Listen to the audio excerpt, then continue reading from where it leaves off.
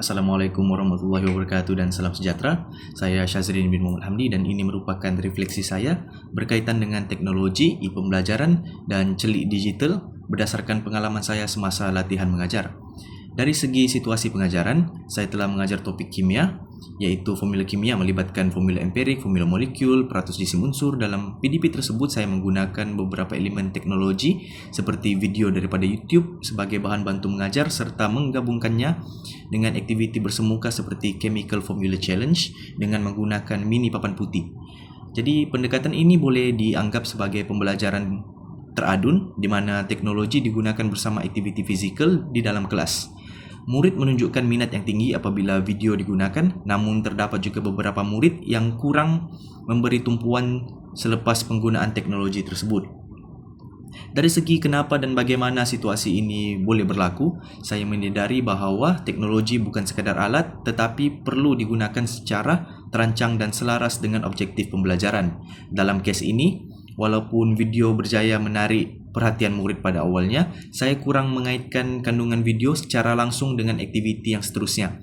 Ini menyebabkan keberkesanan pembelajaran tidak optimum.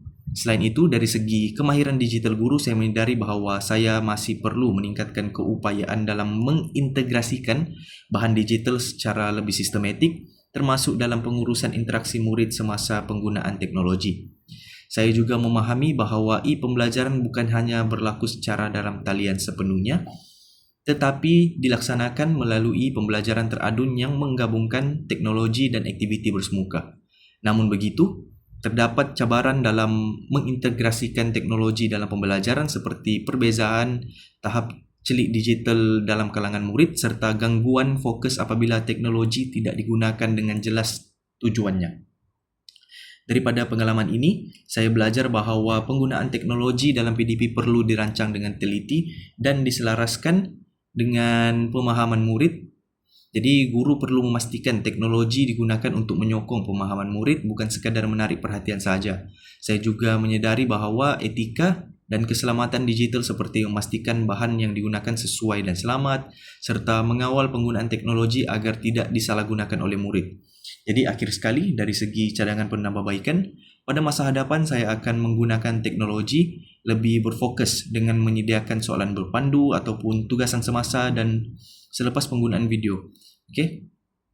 Saya juga akan mengintegrasikan teknologi secara lebih aktif dalam aktiviti PDP, contohnya menggunakan platform digital untuk kuis dan refleksi murid. Selain itu, saya akan meningkatkan kemahiran digital saya dalam menghasilkan bahan pembelajaran yang lebih interaktif serta memastikan penggunaan teknologi berlaku secara beretika dan selamat.